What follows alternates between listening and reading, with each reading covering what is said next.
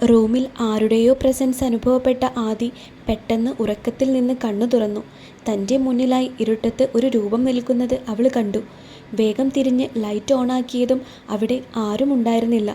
Balcony door തുറന്നു കിടക്കുന്നത് കണ്ട് അവൾ അവിടേക്ക് പോയി നോക്കി. അവളുടെ നോട്ടം ഒരിടത്ത് മാത്രമായി തങ്ങി നിന്നു. കുറച്ച് സമയം അങ്ങനെ തന്നെ നിന്നവൾ പിന്നെ തിരിഞ്ഞു നടന്നു. 2-3 ചുവടുകൾ കഴിഞ്ഞതും കാലിൽ എന്തോ കുത്തിയതുപോലെ തോന്നിയതും അവൾ നിലത്തേക്കൊന്ന് നോക്കി. അതൊരു വീടിൻ്റെ കീയായിരുന്നു. അവളുടെ കണ്ണുകൾ ഒന്ന് കുറുകി.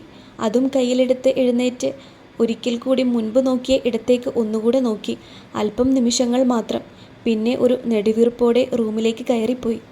റൂമിലേക്ക് കയറിയതും ടേബിളിൽ ഇരുന്ന ബോട്ടിലിലെ വെള്ളം മുഴുവൻ ഒറ്റയടിക്ക് കുടിച്ചു തീർത്ത് അവൻ കിതപ്പോടെ ശ്വാസം ആഞ്ഞു വലിച്ചു. പിന്നെ ഫോണിൽ നിന്നും ആദിയുടെ ഉറങ്ങുന്ന ഫോട്ടോ എടുത്ത് അതുമായി ബെഡിലേക്ക് വീണു. ഇന്ന് നിന്റെ കയ്യിൽ പെടുമെന്ന് കരുതിയതാ പെണ്ണേ. അവൻ്റെ വിരലുകൾ അവളുടെ മുഖത്ത് തലോടിയിരുന്നു. നീ ഉറങ്ങുന്നത് കാണാൻ എനിക്ക് എന്തിഷ്ടമാണെന്നോ.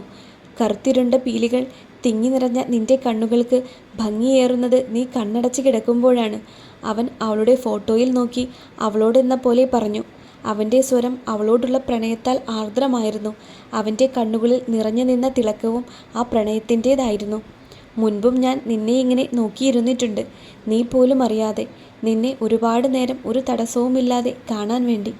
എത്ര തവണ നിൻ്റെ ഈ ഉണ്ടക്കവളിൽ കടിക്കാൻ തോന്നിയിട്ടുണ്ട് എന്നറിയാമോ. അതിലെല്ലാം കൂടുതൽ നിന്റെ മാറിൽ മുഖമമർത്തി കിടക്കാൻ എൻ്റെ ഉള്ളം വെമ്പിയത് നീ അറിഞ്ഞോ. നീയാണെൻ്റെ ലോകവും ജീവിതവും. അത് തട്ടിയെടുക്കാൻ ഞാൻ ആരെയും അനുവദിക്കില്ല. നീ എൻ്റേതാണ്, എൻ്റെ മാത്രം. അതും പറഞ്ഞുകൊണ്ട് അവൻ അവളുടെ ഫോട്ടോയിൽ അമർത്തി ഉമ്മ വെച്ചു. ചിറക്കൽ വീട്ടിൽ രാവിലെ എല്ലാവരും ഭക്ഷണം കഴിച്ചു കൊണ്ടിരിക്കുകയാണ്. ആദി, നീ എന്നാ ജോയിൻ ചെയ്യുന്നത്? അടുത്ത ആഴ്ച ചെയ്യാമെന്ന് കരുതുന്നു വാപ്പി. ഇന്നെൻ്റെ ഫ്രണ്ട്സൊക്കെ വരുന്നുണ്ട്. അവരിവിടെ 2-3 ദിവസം ഉണ്ടാകും. സോ അത് കഴിഞ്ഞ് ആവാമെന്ന് കരുതി. പിന്നെ ഞാൻ ശ്രീധർ അങ്കിളിൻ്റെ അസിസ്റ്റൻ്റായി കയറിക്കോളാം. 2 വർഷമായി ഒരു ടച്ചും ഇല്ലാത്തതല്ലേ. അപ്പോൾ എല്ലാം ഒന്ന് മനസ്സിലാക്കാം. അതാണ് നല്ലതെന്ന് തോന്നുന്നു. ശരി, ഞാൻ ശ്രീധരനോട് പറയാം. അപ്പോഴാണ് അങ്ങോട്ടേക്ക് അഭി കയറി വന്നത്. ആദി അവനെ തന്നെ നോക്കി.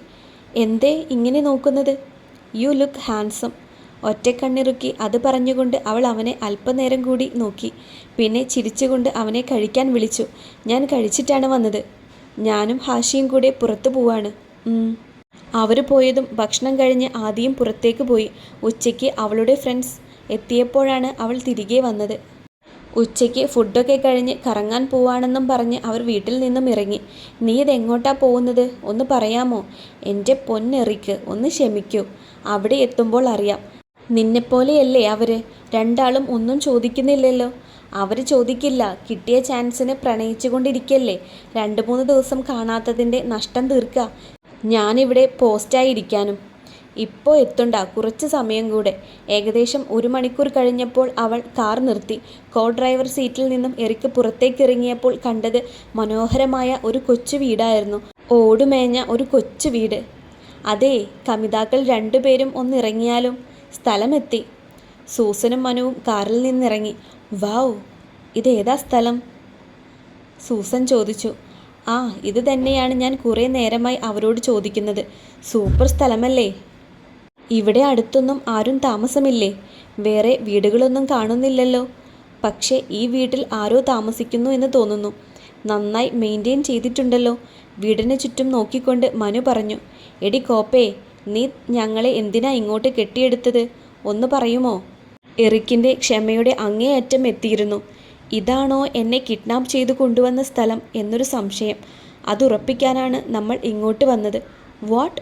3 പേരുടെയും ശബ്ദം ഒരുപോലെ ഉയർന്നു. നിനക്ക് എങ്ങനെ അറിയാം? സൂസന് ചോദിക്കാതിരിക്കാൻ പറ്റിയില്ല. അതൊക്കെ അറിയാം, നിങ്ങൾ വാ. അവൾ വാതിൽ തുറക്കാനായി പോക്കറ്റിൽ നിന്നും കീ എടുത്തു. നിനക്കിതെവിടുന്ന് കിട്ടി? നീ സസ്പെൻസ് ഇടാതെ പറയുന്നുണ്ടോ ആദി? ആരാണ് ആളെന്ന് മനസ്സിലായോ നിനക്ക്? എറിക്കാണ് ചോദിച്ചത്. ഒരാളെ എനിക്ക് ഇന്നലെ തന്നെ സംശയം തോന്നിയതാണ്. ഇന്ന് രാവിലെ അതൊന്നുകൂടെ കൂടി. ഇവിടെ വന്നിരിക്കുന്നത് അത് ഉറപ്പിക്കാനാണ്. അത്രയും പറഞ്ഞ് അവൾ വാതിൽ തുറന്ന് അകത്തേക്ക് കയറി. പിന്നെ അവിടെയും ഇവിടെയും തൊടാൻ നിൽക്കരുത് കേട്ടോ. നമ്മളിവിടെ വന്ന കാര്യം അവൻ അറിയാൻ പാടില്ല. പഴയ മോഡൽ വീടായിരുന്നു അത്. ഓരോ മുറികളും അവർ കയറി നോക്കി. അവസാനം അവരൊരു മുറിയിൽ കയറി. മറ്റു മുറികളിൽ നിന്ന് ആ റൂം വളരെ മോഡേണും വലുതുമായിരുന്നു. ആ മുറി മുഴുവൻ അവളുടെ ചിത്രങ്ങൾ കൊണ്ട് നിറഞ്ഞിരുന്നു. അവളെ അവിടെയാണ് കിടത്തിയിരുന്നത് എന്ന് ആദി തിരിച്ചറിഞ്ഞു. പക്ഷേ ആ സമയത്ത് ഈ ഫോട്ടോസൊന്നും അവിടെ ഉണ്ടായിരുന്നില്ലെന്ന് അവൾ ഓർത്തു. അവൾ കിടന്നിരുന്ന ബെഡ്ഷീറ്റ് പോലും മാറിയിരുന്നില്ല. ഇതാണോ സ്ഥലം? മൗനമായി നിൽക്കുന്ന അവളോട് മനു ചോദിച്ചു. ഒരു നെടുവീർപ്പോടെ അവൾ അതേയെന്ന് തലയാട്ടി. ഇനി പറ, ആരാ ആള്? അവളൊന്ന് ശ്വാസം ആഞ്ഞെടുത്ത് വലിച്ചു. കണ്ണുകൾ ഒന്ന് ഇറുക്കി അടച്ച് തുറന്നു. അബി. കുറച്ച് സമയത്തേക്ക് ആരും ഒന്നും മിണ്ടിയില്ല. ഒരു നിശബ്ദത അവിടെ മാകെ തങ്ങി നിന്നു. ഏത്, നിന്റെ അനിയൻ്റെ ഫ്രണ്ടോ? സൂസൻ്റെ ചോദ്യത്തിന് അവൾ ഒന്നും മിണ്ടാതെ അവിടെ തന്നെ ഇരുന്നു. അറിയോ ഓക്കെ ആദി? നമുക്ക് പോവാം, വരൂ. അവർ പോകാനായി തിരിഞ്ഞതും എറിക്ക് അവളെ വിളിച്ചു. ഡി, ഇത് അവൻ്റെ ഡയറിയാണെന്ന് തോന്നുന്നു. ആദി വേഗം വന്നത് മറിച്ചു നോക്കി. ഇത് കയ്യിലെടുത്തോ, വീട്ടിൽ ചെന്ന് വായിക്കാം, എറിക്ക് പറഞ്ഞു. ഇത് ഇവിടുന്ന് എടുത്താൽ അവന് മനസ്സിലാവില്ലേ? മനു ചോദിച്ചു. നീ ഫോണിൽ ഫോട്ടോസ് എടുക്ക്, എന്നിട്ട് ഡയറി ഇവിടെ തന്നെ വെക്കാം, സൂസൻ പറഞ്ഞു. ആദി ആ ഡയറിയുടെ ഓരോ താളുകൾ ഫോട്ടോ എടുത്തു. ഡയറി തിരികെ വെച്ചവർ പുറത്തേക്കിറങ്ങി. എറിക്, നീ വണ്ടി എടുക്ക്, എനിക്കിത് വായിക്കണം. തിരികെ വീടെത്തുമ്പോഴേക്കും അവളത് വായിച്ചു തീർന്നിരുന്നു. അവളുടെ മുഖത്തു നിന്ന് അവൾ വളരെ അസ്വസ്ഥയാണെന്ന് അവർക്ക് മനസ്സിലായി. നിങ്ങൾ അറിഞ്ഞതൊന്നും ഇവിടെ ആരോടും പറയണ്ട. പിന്നെ അവനെ കാണുമ്പോൾ ഇതറിഞ്ഞ പോലെ ഭാവിക്കണ്ട. കാറിൽ നിന്ന് ഇറങ്ങുന്നതിന് മുൻപായി അവൾ അവരോട് പറഞ്ഞു. റൂമിൽ കയറിയ ഉടനെ സൂസൻ ആദിയെ പിടിച്ച് ബെഡിലിരുത്തി.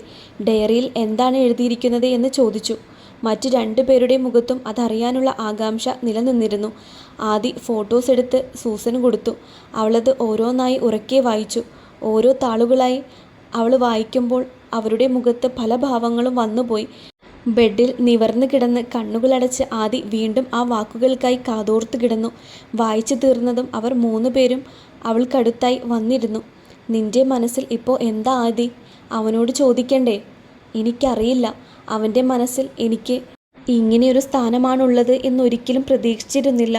പക്ഷേ അവൻ്റെ കണ്ണുകളിൽ എന്നോട് ഒരു ആരാധന ഉള്ളതായി തോന്നിയിട്ടുണ്ട്. അതിനപ്പുറത്തേക്ക് എൻ്റെ സ്ഥാനം വളർന്നത് ഞാൻ അറിയാതെ പോയി. ദേഷ്യമാണോ ആദി അവനോട്? അത്രയും നേരം മിണ്ടാതിരുന്ന മനു അവളെ നോക്കി ചോദിച്ചതും എന്ത് മറുപടി പറയണമെന്നറിയാതെ അവളൊന്ന് സ്തംഭിച്ചു. പിന്നെ സ്വയം ചോദിച്ചു, ദേഷ്യമുണ്ടോ അവനോട്? അറിയില്ല, ഒരുതരം നിർവികാരതയാണ്. അവനാണെന്ന് വിശ്വസിക്കാൻ മനസ്സ് വിസമ്മതിക്കുന്നു. അവൾ 2 കൈകളിലായി മുഖം പൂഴ്ത്തി കുനിഞ്ഞിരുന്നു. ആ മനസ്സ് വല്ലാത്ത സംഘർഷത്തിലാണ് എന്ന തിരിച്ചറിവിൽ അവളുടെ കൂട്ടുകാർ അവളോട് ഒന്നുകൂടി ചേർന്നിരുന്നു. ജസ്റ്റ് റിലാക്സ് ആദി, നീ ടെൻഷനാവാതെ. എനിക്കെവിടെയാണ് പിഴച്ചത് എന്നറിയാൻ കഴിയുന്നില്ല. അവന് എന്നോട് ഇങ്ങനെയൊരു ഫീലിങ്സ് വളരുന്ന കാര്യം എന്തേ ഞാൻ തിരിച്ചറിഞ്ഞില്ല? അടുത്തറിയാവുന്നവർ ആരോ ആണ് എന്നെ കൊണ്ടുപോയതെന്ന് ഞാൻ കരുതിയിരുന്നു. ഇവിടെയുള്ള എല്ലാവരെയും, എന്തിന് നിങ്ങളെപ്പോലും ഞാൻ സംശയിച്ചിരുന്നു. അപ്പോഴൊന്നും ഒരിക്കൽ പോലും അവനെ ഞാൻ അതിൽ പെടുത്തിയിരുന്നില്ല. മുഖമുയർത്തി അവരോട് പറയുന്നവളിൽ അന്നേ വരെ കണ്ടിട്ടില്ലാത്ത ഭാവമായിരുന്നു.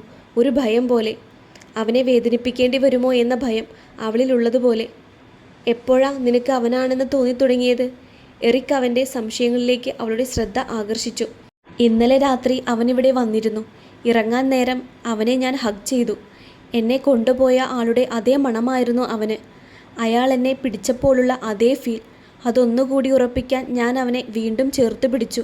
നീ അവനെ മുൻപും ഹഗ് ചെയ്തിട്ടില്ലേ? ഉണ്ട്. അതൊന്നും ഞാനത് ശ്രദ്ധിച്ചിരുന്നില്ല. പിന്നെ എന്നെ കൊണ്ടുപോയ ദിവസം അയാളെക്കുറിച്ചുള്ള എല്ലാ സൂചനയും ഞാൻ ശ്രദ്ധിക്കുകയായിരുന്നു. അന്ന് രാത്രി എൻ്റെ റൂമിൽ അവൻ വന്നിരുന്നു. ഞാൻ ലൈറ്റ് ഇട്ടപ്പോഴേക്കും അവൻ അവിടെ നിന്ന് പോയി. പുറത്തിറങ്ങി നോക്കിയപ്പോൾ ഞാനൊന്നും കണ്ടില്ലെങ്കിലും എതിർവശത്തുള്ള അവൻ്റെ വീട്ടിലെ അവൻ്റെ റൂമിൽ മാത്രമാണ് ലൈറ്റ് ഉണ്ടായിരുന്നത്. തിരിഞ്ഞു നടക്കുമ്പോഴാണ് എനിക്ക് ആ വീടിൻ്റെ ചാവി കിട്ടിയത്. അവൻ്റെ കയ്യിൽ നിന്ന് എപ്പോഴോ വീണു പോയതാണ്. ഇതെല്ലാം അവൻ്റെ മേലുള്ള എൻ്റെ സംശയം കൂട്ടി. എങ്കിലും ഉറപ്പിക്കാനായില്ല. പിന്നെ അവൻ രാവിലെ വീട്ടിൽ വന്നപ്പോൾ അവൻ്റെ കണ്ണിൽ എനിക്കായി എന്തെങ്കിലും കാണുന്നുണ്ടോ എന്ന് ഞാൻ നിരീക്ഷിച്ചു. ഒന്നും കണ്ടില്ലെങ്കിലും പിന്നീട് ഞാൻ അവനോട് ഹാൻസം ആയിട്ടുണ്ടെന്ന് പറഞ്ഞപ്പോൾ ഞാൻ അവൻ്റെ കണ്ണുകളിൽ കണ്ട തിളക്കം, വല്ലാത്തൊരു സന്തോഷമായിരുന്നു അവൻ്റെ മുഖത്ത്. എന്നിൽ നിന്ന് അവൻ ഒരുപാട് ആഗ്രഹിച്ചത് കിട്ടിയതുപോലെ. അവരിറങ്ങിയതിന് ശേഷം ഞാൻ അവൻ്റെ വീട്ടിലേക്ക് പോയി. അവരുടെ വീട്ടിൽ ആരുമില്ലാത്ത സമയത്ത് താക്കോൽ എൻ്റെ വീട്ടിൽ കൊടുക്കാറുണ്ട്. ഞാൻ അതുമായി പോയി വീട് തുറന്ന് അവൻ്റെ റൂമിൽ കയറി. അവൻ്റെ റൂമിൽ നിന്ന് എനിക്കൊരു ഡ്രോയിങ് ബുക്ക് കിട്ടി. അതിൽ നിറയെ എൻ്റെ ചിത്രങ്ങളായിരുന്നു. പിന്നെ എനിക്കറിയേണ്ടത് എന്നെ കൊണ്ടുപോയ സ്ഥലമായിരുന്നു അവസാനമായി ഉറപ്പിക്കാൻ. അവന് നന്നായി അറിയാവുന്ന ആരും അത്ര പെട്ടെന്ന് സംശയിക്കാത്ത സ്ഥലം. അതിന് ഞാൻ അവൻ്റെ വീട്ടിലെ പണ്ട് മുതലേയുള്ള ഒരു ജോലിക്കാരനെ കണ്ട് ചോദിച്ചു. അയാളാണ് നമ്മൾ പോയ വീടിനെക്കുറിച്ച് പറഞ്ഞു തന്നത്. അത് അവൻ്റെ ഉമ്മയുടെ വീടാണ്. അവിടെ ഉണ്ടായിരുന്ന അവൻ്റെ ഉമ്മയുടെ പാരൻസൊക്കെ മരിച്ചു പോയിരുന്നു. അയാൾ ഇടയ്ക്കവിടെ വൃത്തിയാക്കാൻ പോകുമായിരുന്നു. ഇപ്പോൾ കുറേ കാലമായി അബിയാണ് അത് ചെയ്യുന്നത്. മറ്റാരും അങ്ങോട്ട് ചെല്ലുന്നത് അവനിഷ്ടമല്ല. അവിടെ എത്തി ആ കീ മാച്ച് ആയപ്പോഴാണ് എനിക്ക് പൂർണ്ണമായും വിശ്വാസമായത്. ഇനി എന്ത് ചെയ്യും? അവൻ്റെ ഡയറി വായിച്ചാൽ അറിയാം നീ മാത്രമാണ് അവൻ്റെ ലോകമെന്ന് എറിക് പറഞ്ഞു. എനിക്കൊന്നും അറിയില്ല. ഒരു തീരുമാനമെടുക്കാൻ എനിക്ക് പറ്റുന്നില്ല. നീ സാവധാനം നന്നായി ആലോചിച്ച് തീരുമാനിച്ചാൽ മതി. എന്താണെങ്കിലും ഞങ്ങൾ കൂടെയുണ്ടാകും, സൂസൻ പറഞ്ഞു. പിന്നെ ഞങ്ങൾ വന്നിട്ട് ഈ പറഞ്ഞ മഹാനെ ഇതുവരെ കണ്ടിട്ടില്ല. ഫോട്ടോസിലേ കണ്ടിട്ടുള്ളൂ. നേരിട്ട് കാണാൻ ആളെങ്ങനാ? സൂസൻ ചോദിച്ചു. അവൻ കുറച്ച് കഴിയുമ്പോൾ വരും, അപ്പോൾ കാണാം. അവൻ എത്ര വയസ്സായി? ഹാഷിയുടെ ഒപ്പമാണ്. 20 വയസ്സ്. നിനക്ക് 23 അല്ലേ? അപ്പോൾ കുഴപ്പമില്ല, 3 വയസ്സല്ലേ ഉള്ളൂ കൂടുതൽ. 1 വർഷം കൂടി കഴിഞ്ഞാൽ നിങ്ങൾക്ക് കല്യാണവും കഴിക്കാം. ദേ നിന്റെ പെണ്ണിനെ വിളിച്ചോണ്ട് പോകുന്നുണ്ടോ മനു? മനുഷ്യനിവിടെ തലയ്ക്ക് പ്രാന്ത് പിടിച്ച് നിൽക്കുക. അതിനിടയ്ക്ക് അവളുടെ ഒരു കല്യാണവും നൂലുകെട്ടും. നീ ഇവിടെ കിടന്നാലോചിക്കും. ഞാനൊന്ന് ഉറങ്ങട്ടെ, നല്ല ക്ഷീണം. എന്നാൽ ഞങ്ങളും ഒന്ന് കിടക്കട്ടെ. വാടാ മനു. കഥകടച്ച് അവർ പുറത്തേക്ക് പോയി. രാത്രി ഭക്ഷണം കഴിക്കാൻ അവർ താഴേക്ക് ചെന്നപ്പോൾ അവിടെ അബിയും ഹാഷിയും വന്നിട്ടുണ്ടായിരുന്നു. അബിയെ കണ്ടതും സൂസൻ വാ പൊളിച്ച് നോക്കി നിന്നു. അത് കണ്ട് ആദി അവളുടെ കാലിനൊരു ചവിട്ട് കൊടുത്തു. അപ്പോഴാണ് അവൾ വാ അടച്ചത്. സൂസൻ ആദിയെ വലിച്ചുകൊണ്ട് ഒരു സൈഡിലേക്ക് പോയി. ഡി, ഇവനെ കണ്ട 20 വയസ്സുള്ളൂ എന്നൊന്നും പറയില്ല. എന്നാ സ്ട്രക്ചറാ എൻ്റെ അമ്മച്ചി. ജിമ്മിൽ പോകുന്നുണ്ടെന്ന് തോന്നുന്നു. ഇവനെ കണ്ടാണോ നിനക്കൊന്നും തോന്നുന്നില്ലെന്ന് പറഞ്ഞത്? എന്താ ഹൈറ്റ്, എന്താ ശബ്ദം. ആ കട്ടിപ്പുരികവും ചെമ്പൻ കണ്ണും നീണ്ട മുഖവും പിന്നെയാ പെർഫെക്റ്റ് ജോ ലൈനും. ഹോ, എനിക്ക് വയ്യ. ഞാനാണെങ്കിൽ എപ്പോൾ കെട്ടിയെന്ന് ചോദിച്ചാൽ മതി. ആണോ? എന്നാ മോള് കുറച്ച് സൈഡിലോട്ടൊന്ന് തിരിഞ്ഞേ.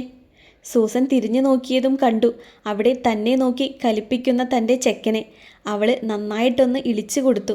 പക്ഷേ അവനവിടെ നിന്നും ചവിട്ടിക്കുലുക്കിപ്പോയി. ഏറ്റില്ല. അവൻ മുഴുവനും കേട്ടു എന്ന് തോന്നുന്നു. നിനക്ക് കണ്ടപ്പോൾ പറയാറുന്നില്ലേ ദുഷ്ടേ? ഞാനിപ്പോഴാ കണ്ടത്.